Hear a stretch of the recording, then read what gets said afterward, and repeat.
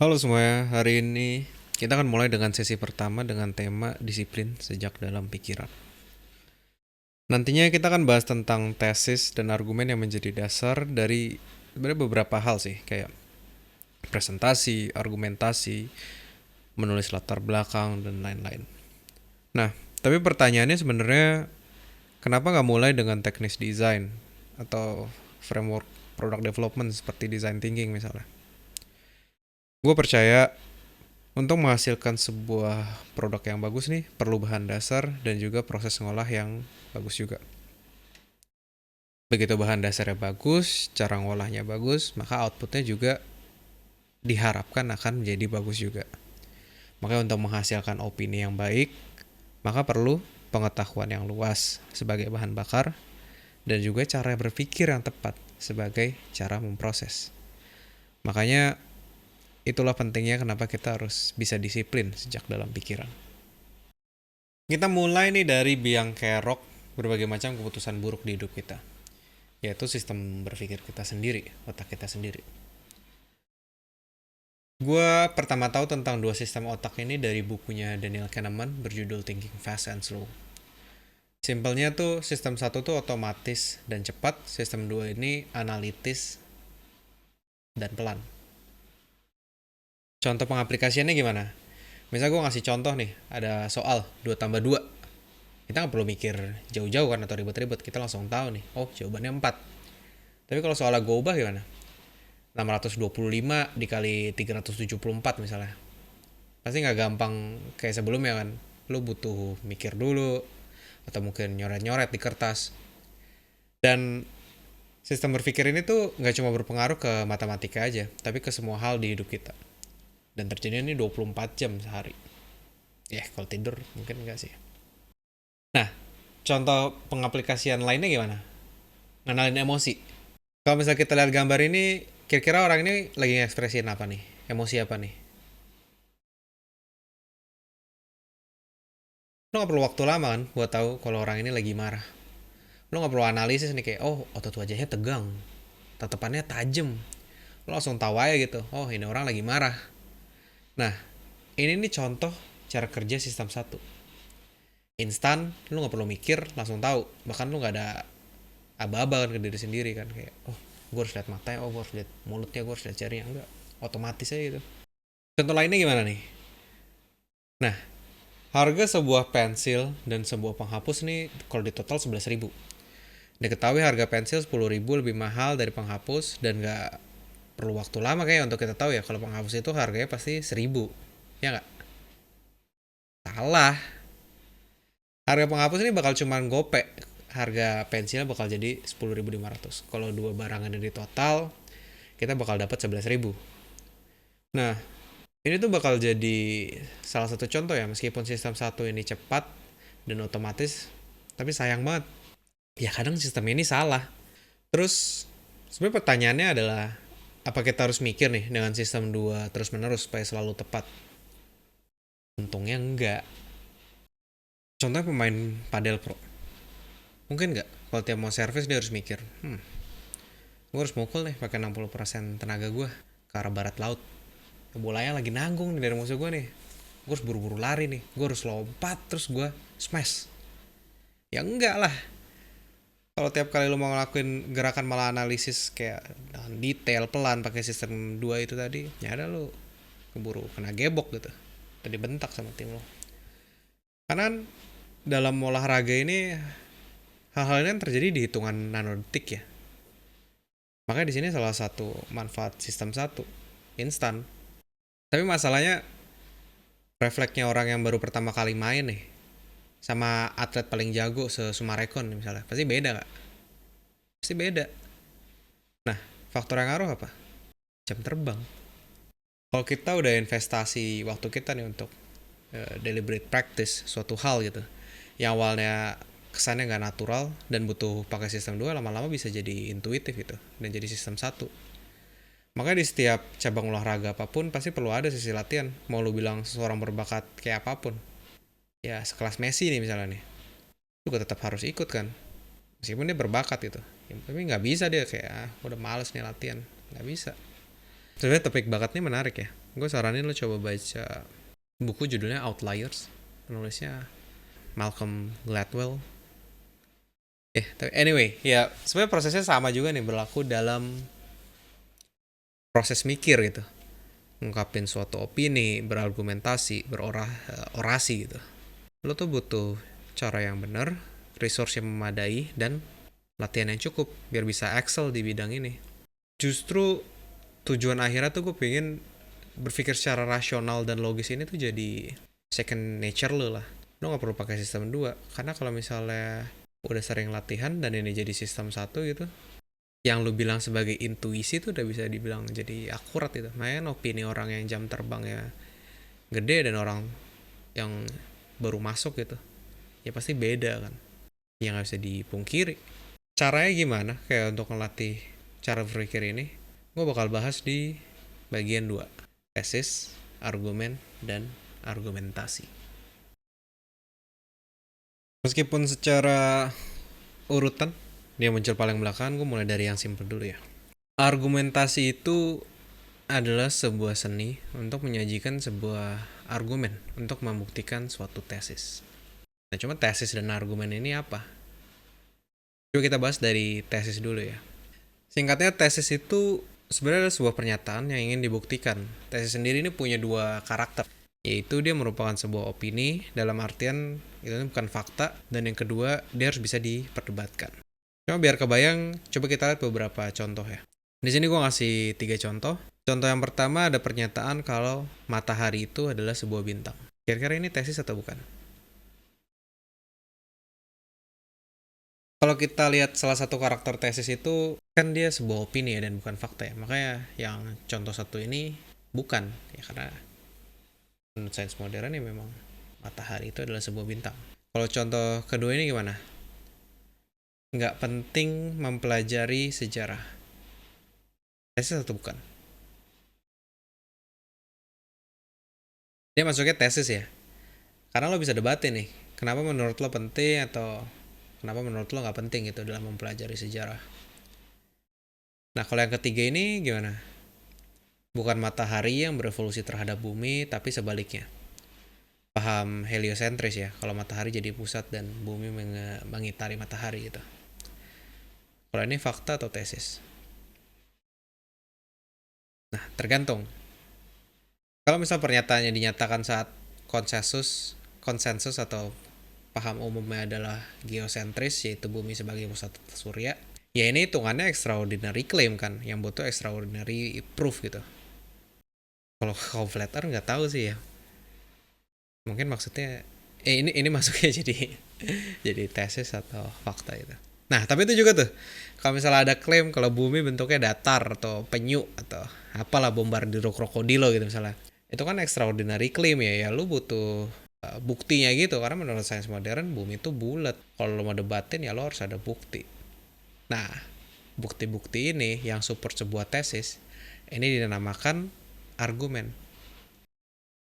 Argumen itu sendiri punya 2 komponen, premis dan juga kesimpulan. Premis itu adalah sebuah pernyataan dasar. Dalam penalaran silogisme, premis itu diasumsikan benar. Sedangkan kesimpulan itu adalah hasil dari premis-premis. Coba kita pakai contoh ya, supaya bisa lebih paham. Premis 1, semua yang hidup di laut adalah ikan. Premis 2-nya, paus hidup di laut. Kesimpulannya, paus adalah ikan. Gimana nih? Semua yang hidup di laut itu adalah ikan dan paus hidup di laut. Kira-kira argumen ini cacat logika atau enggak?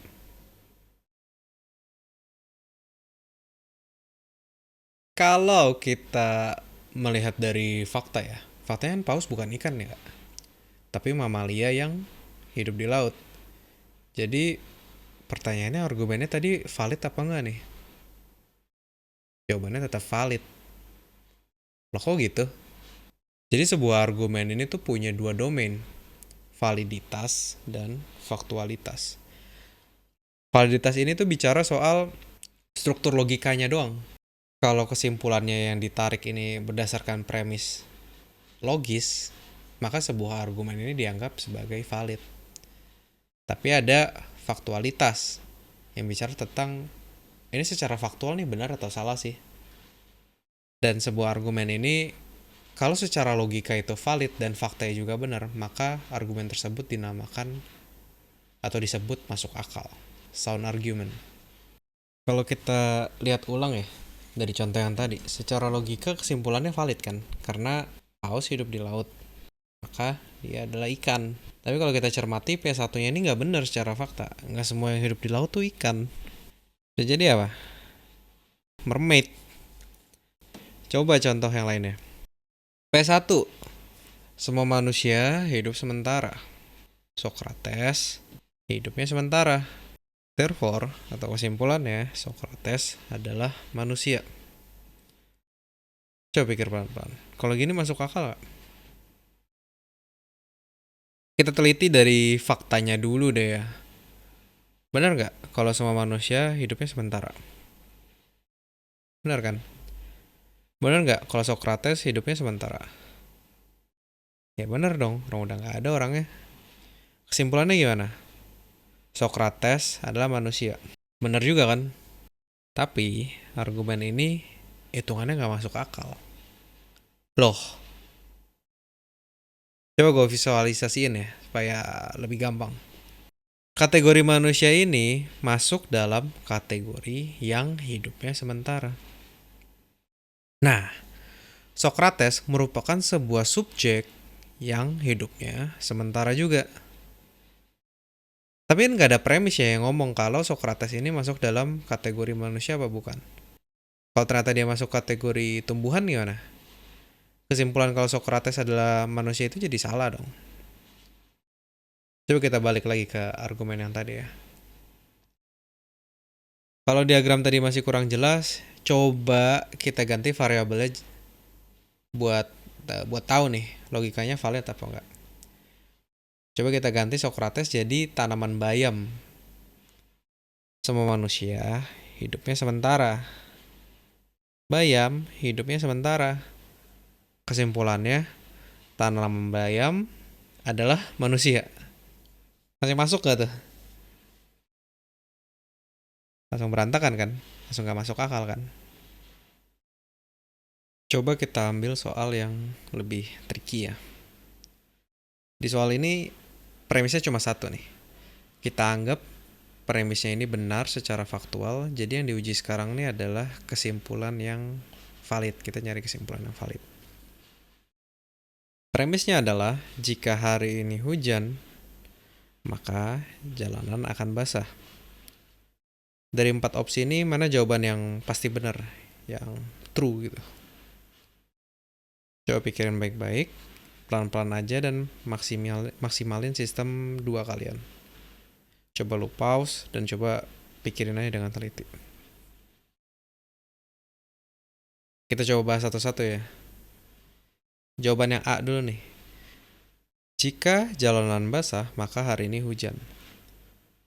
Dari premis ini kita bisa buat rangkaian sebab akibatnya ya.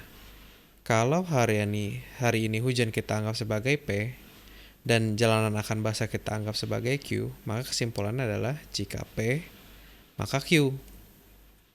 Nah, jawaban yang A tadi ini ngomong jika Q maka P. Tapi dari premisnya kan nggak disebutin ya sama sekali. Apakah penyebab jalanan basah ini cuma karena hujan? Bisa aja karena mobil yang nyiram-nyiram tanaman gitu misalnya. Jadi, jawaban A salah ya. Karena belum tentu itu. Otomatis, jawaban yang D juga salah. Sekarang kita coba nih, bahas jawaban yang B. Jika hari ini tidak hujan, yaitu jika negasi P, maka jalanan tidak basah, negasi Q. Bener gak? Belum tentu ya.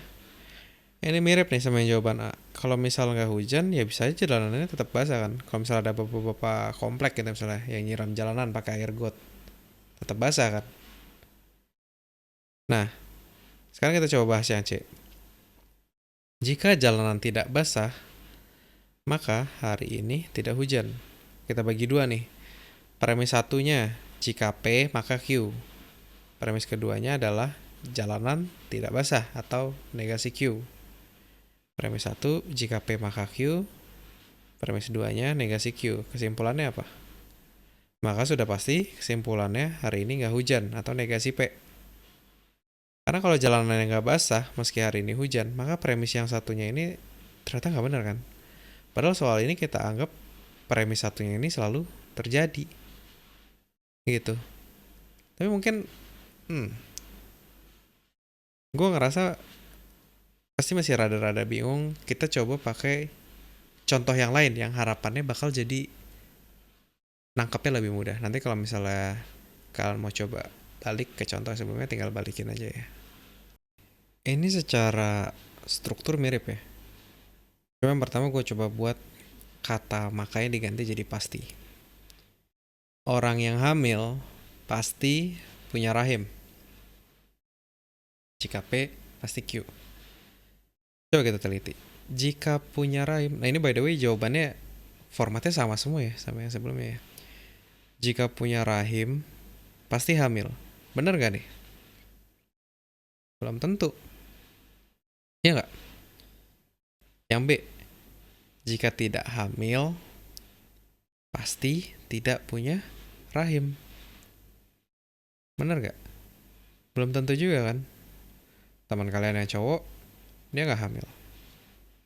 Kebetulan dia nggak punya rahim.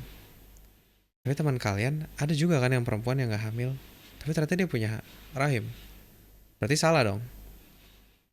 Nah, kalau yang C gimana? Jika tidak punya rahim, pasti tidak hamil ya. Kalau nggak punya rahim, gimana mau hamil? Nggak bakal bisa kan? Jadi jawabannya bener C ya. Atau contohnya diganti deh. Ini kan kata makanya tadi diganti pasti. Kita pakai format yang sama deh. Jika P maka Q. Jika habis dibagi 6, maka habis dibagi 2. Bener gak?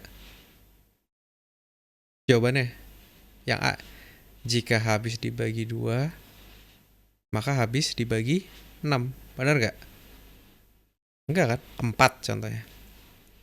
Gak bisa. Yang B.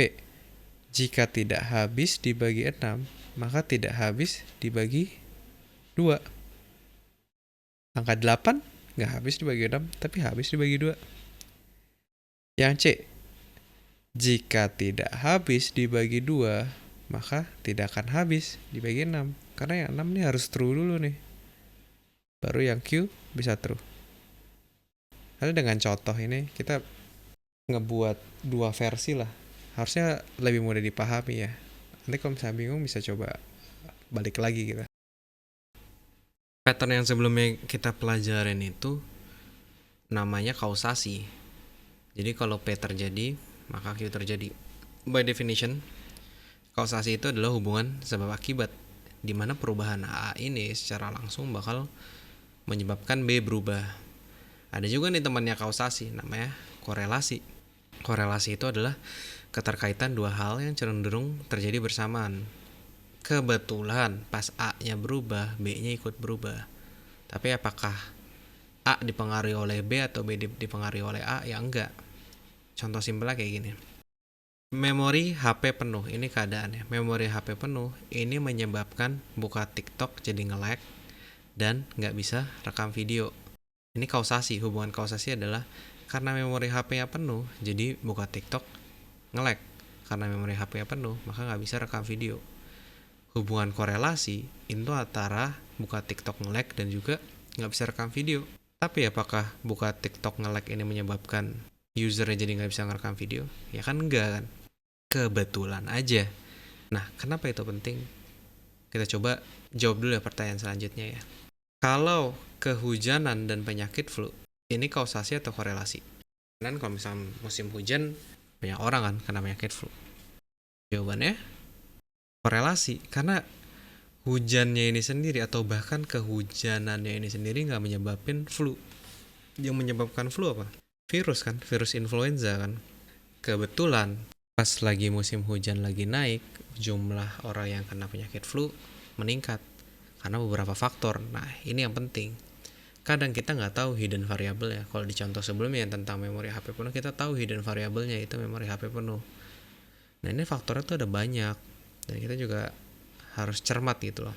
Yang menyebabkan penyakit flu itu adalah influenza. Tapi kenapa kebetulan pas lagi ada hujan, maka jadi banyak yang kena penyakit flu? Ya bisa aja kebetulan karena banyak orang yang ada di dalam ruangan. Orang-orang jadi duduknya lebih deket. Akhirnya mudah terpapar nih oleh virus. Bisa juga, oh banyak hujan dan juga matahari jarang kelihatan, jadi kurang vitamin D, badannya jadi kurang fit. Akhirnya antibodinya jadi melemah, lebih gampang terkena penyakit flu. Kenapa harus tahu ini kausasi atau korelasi? Karena kita jadi bisa nyari tahu gitu loh solusinya apa. Kayak misalnya banyak orang terkena penyakit flu. Kalau misalnya memang penyebabnya gara-gara kehujanan, berarti solusinya apa? Manggil pawang hujan dong, supaya hujannya minggir. Tapi kan enggak kan. Solusinya adalah ya minum obat untuk ngebantu tubuh kita melawan virus influenza tersebut gitu loh. Nah jadi kita nih harus cermat-cermat nih, harus bijaksana. Tapi pada akhirnya kita bisa nentuin kalau penyakit flu dan kehujanan ini adalah korelasi dan bukan kausasi karena apa? Karena kita punya pengetahuan tentang penyebab penyakit flu itu. Sama halnya juga dengan kasus yang sebelumnya, kita bisa tahu kesimpulan tentang paus ini bukan ikan tapi mamalia yang hidup di laut karena apa? Karena kita belajar biologi. Maka di situ adalah peran penting dari pengetahuan, karena pinter berlogika aja nih nggak cukup kalau ternyata kita nggak tahu mana yang benar, mana yang salah. Makanya kita masuk ke bagian ketiga, lebih lebar dan lebih cepat. Melebarkan pengetahuan untuk bernalar lebih cepat. Sebelumnya gue tuh selalu berpikir kalau pengetahuan itu berdirinya sendiri-sendiri. Kita belajar biologi supaya apa? Supaya bisa ngejawab pertanyaan-pertanyaan yang berhubungan dengan biologi. Terus contoh lainnya, belajar berenang apa? Supaya bisa menghadapi tantangan yang membutuhkan skill renang. Masak juga gitu, matematika gitu. Tapi gue meyakini kalau ilmu pengetahuan tuh nggak seperti itu. Dia nggak hidup sendiri-sendiri, tapi saling berhubungan. Ilmu pengetahuan tentang biologi yang kita miliki membantu kita menjawab pertanyaan tentang matematika, tentang komunikasi, dan lain-lain. Mungkin nggak berpengaruh secara langsung, tapi in a way ngebantu kita nyelesain suatu masalah yang berhubungan tidak langsung dengan kita mengambil prinsip-prinsip dari ilmu pengetahuan yang lain. Kayak contohnya misalnya kita belajar programming, ya nggak, belajar programming akhirnya belajar apa? Berlogika kan, karena kalau nggak logis, pemikirannya berantakan, kode lu nggak jalan, aplikasi lu nggak jalan nih bos. Tapi kan ilmu yang sama dari gimana sih cara menulis yang rapih dan berlogika yang benar bisa dipakai ke keilmuan yang lainnya nggak? Ya bisa gitu. Atau misalnya belajar UI UX tentang user centric, bisa nggak dipakai ke ilmu lain? Bisa, misalnya ke marketing untuk mengedepankan user. Makanya gue mikir ilmu pengetahuan ini tuh bukan dari titik A untuk ngejawab permasalahan B, enggak. Mereka ini saling berhubungan kayak apa? Kayak jaring laba-laba. Makin banyak pengetahuan yang kita punya, maka jaring ini makin lebar. Gitu, kita jadi bisa luas. Makanya ada istilah, oh orang pintar tuh orang yang bisa connecting the dots. Connecting the dots berarti punya dotsnya harus banyak dong. Titik-titiknya ini adalah ilmu pengetahuan tadi, disiplin-disiplin ilmu. Ada ilmu sejarah, ilmu memasak, berenang, dan lain-lain kayak gitu loh. Maka kita harus punya ilmu pengetahuan yang luas supaya jaring kita jadi luas. Nah, tapi kan kita ini dianggap sebagai pikiran logika ini ya. Aku analogiin sebagai laba-laba gitu. Untuk bernavigasi dari biologi ke komunikasi, dari komunikasi ke sejarah. Maka latihan berpikir secara logis, melakukan penalaran, ini ngebantu kita jalan menjadi lebih cepat. Jadi tujuannya apa? Tujuannya adalah gimana caranya kita ngubah diri kita nih dari laba-laba biasa jadi apa? Jadi Spider-Man. Supaya apa? Supaya lincah, cepat, kuat, dan jaringnya lebar. Harapannya apa?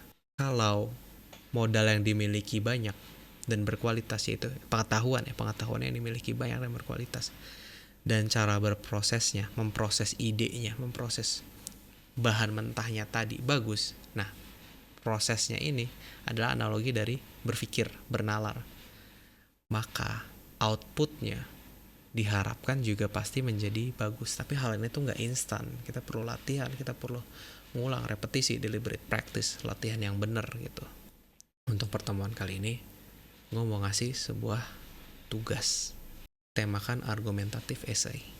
Coba kita bahas dari definisi dulu ya. Argumentative essay itu adalah jenis esai yang bertujuan untuk membuktikan sebuah tesis. Jadi dasarnya adalah seni berargumentasi, ya kan? Lo ngeluarin suatu tesis, terus lo coba membuktikan, ngasih argumen-argumen ya, yang logis. Secara struktur, sebenarnya simple sih. Pertama dia ada pendahuluan, ngenalin dulu topiknya apa, sama tesis kalian apa. Yang kedua ada isi. Isinya adalah nyajiin dulu nih argumen-argumennya. Contohnya, misalnya tesisnya adalah, oh menurut gue film Fantastic Four jelek. Karena kenapa? Menurut gue film yang bagus tuh harus mencakup A, B, C, dan D. Nah, film Fantastic Four tuh gak mencakup musik yang bagus karena musiknya gini-gini nih. Gak mencakup casting yang bagus karena castnya gini-gini. Ya terserah. Nanti lo bela gitu loh. Kenapa menurut lo ini jelek? Jadi menurut gue film Fantastic Four ini jelek karena dia tidak mencakup bare minimum untuk sebuah film dianggap bagus, yaitu scoring yang bagus, casting yang bagus, dan durasi yang singkat. Contohnya seperti itu. Meskipun gue belum nonton, jadi gue nggak tahu bagus atau jelek. Tapi contohnya kayak gitu. Nah, tugas kalian nih apa? Detail tugasnya, pertama kalian harus ngerumusin pertanyaan pribadi. Gue pengen semua orang coba nulis nih 10 pertanyaan yang lu pengen banget tahu jawabannya. Pertanyaan ini bisa aja dari rasa kepo lu dari kecil nih, kayak lu dulu pengen tahu banget nih tentang gimana sih cara bekerjanya mobil listrik, atau gimana sih proses awan terbentuk. Yang dulu lu tuh kepo banget tapi lu sampai sekarang belum tahu jawabannya. Akhirnya jadi kayak gue udah malas nyari. Ya udah gue lupain. Intinya adalah pertanyaan yang pribadi dan lu mungkin passionate. Dan pertanyaannya gak mesti serius-serius, bisa aja kayak gimana ya, kenapa ya dia gak suka gue ya, atau kenapa ya rakyat Indonesia rata-rata terlambat, misalnya kayak gitu aja ya, lu kepo. Nah step keduanya adalah lu nyari jawabannya. Jadi dari 10 pertanyaan ini coba lu cari, udah lu kulik aja sejauh yang lu bisa. Kalau udah dapet, akhirnya lu ngelakuin penyusunan esai argumentatif. Topik yang dibahas apa? Nah jadi lu kan dapet jawaban, lu baca kembali nih. PR-nya adalah lo coba ngehubungin materi yang gak punya hubungan secara langsung satu sama lain. Contohnya gimana? Contohnya gini, di pertanyaannya tuh lo bingung, kenapa ya Indonesia tuh banyak pengidap diabetesnya? Di sisi lain, lo kepo soal kenapa ya sistem peringkat item rarity di sebuah game itu menggunakan huruf A, B, C, dan D gitu. Nanti lo ngebentuk suatu tesis, bisa sebuah opini, bisa juga sebuah proposal, apapun itu. Intinya lo harus menghubungkan dua hal yang gak ada hubungannya sama sekali, atau hubungannya dikit aja gitu, berdasarkan pertanyaan yang sudah lo tulis dan jawaban yang sudah lo cari. Contoh hasilnya kayak gimana? Contohnya tadi, lo ngusulin sebuah sistem peringkat nih, grading system untuk jajanan di supermarket. Tujuannya apa? Supaya orang Indonesia ini gak perlu belajar biologi lah terlalu dalam, atau ngitung kadar gula maksimal per makanan gitu. Jadi kalau misalnya mereka mau pergi nih ke supermarket jajan, ya cari aja yang labelnya A, berarti itu pilihannya baik. Kalau misalnya D, itu artinya pilihannya jelek. Contohnya gimana? Oh coklat nih ratingnya D karena isinya ya cuma gula, nggak ada gizinya gitu. Atau contoh yang bagus gimana? Misalnya ayam panggang rosemary dinilainya A karena dia apa? Kayak protein, rendah kalori. Dengan harapan grading system ini apa? Akhirnya rakyat-rakyat jadi ngambil keputusan jadi lebih mudah gitu loh. Lo gak usah terlalu mikir banyak. Akhirnya dari yang keputusan sistem 2 bisa pindah ke sistem 1 gitu. Hidupnya jadi less stressful lah. Nanti susunan tesis dan argumen ini lo tulis rapi, terus lo submit. Tapi ada aturannya adalah lo jangan nyusunnya berdasar, dan jangan nyusunnya menggunakan AI. Nyari jawabannya gak apa-apa pakai AI. Tapi yang harus kita pelajari di sini adalah gimana caranya lo nyusun argumen, gimana caranya lo saat mengungkapkan suatu tesis, gimana caranya lo ngebuat tesis lo ini jadi masuk akal berdasarkan fakta-fakta yang lo temuin kayak gitu loh. Kalau misalnya next kita bisa ketemu langsung dengan murid-murid lain dan gue, nanti kita bisa buat makin seru tuh. Nanti kita ngelakuin coba trial debat gitu, trial berargumentasi lah. Kayak contoh misalnya kayak tadi, Oke, tapi gimana? Misalnya tadi yang contohnya yang grading system itu. Tapi nanti dari sudut pandang pengusaha gimana? Gue kalau misalnya punya pabrik silver queen rugi dong. Bisa contohnya kayak gitu. Atau dari sudut pandang yang lain. Oh kalau kayak gitu nanti perusahaan nggak mau dong, karena gue harus ngebuat packaging yang baru karena harus ada label A, B, C, dan D kayak gitu. Kalau kayak gini nih nguntungin pengusaha yang dagangannya dalam tanda kutip terkesan sehat dong dan lain-lain. Ya nanti coba kita debat dan kayak nyari jawabannya, diskusi kayak ini kenapa bagus sih, idenya dia bagus atau jelek, kalau bagus kenapa, kalau jelek kenapa, kira-kira ada improvement apa enggak ya, kayak gitu ya. Sebenarnya diskusi aja sih, jadi trial. Saat kalian ikut lomba kan juga pasti ngelakuin diskusi gitu kan, kurang lebih seperti itu sih. Pembelajaran yang bisa diambil pertama dari sistem berpikir ada sistem 1 dan 2. Kita harus ngelatih untuk coba menganalisis sesuatu hal pakai sistem 2-nya. Lebih detail dan lebih tajam gitu. Jadi caranya juga benar. Supaya apa? Supaya lama-lama jadi biasa dan akhirnya dari sistem 2 pindah ke sistem 1. Akhirnya hal yang kita sebut sebagai intuisi pun ini juga rasional, juga logis, juga bagus kayak gitu loh. Dari cara ngeproses informasinya, dari sumber informasinya, perbanyaklah baca-baca buku, baca-baca artikel. Supaya apa? Supaya jaring laba-laba kalian ini makin luas. Kalau jaring laba-laba makin luas, cara berpikirnya udah mantap, akhirnya jadi apa? Jadi Spider-Man. Gitu aja paling guys. Thank you semua.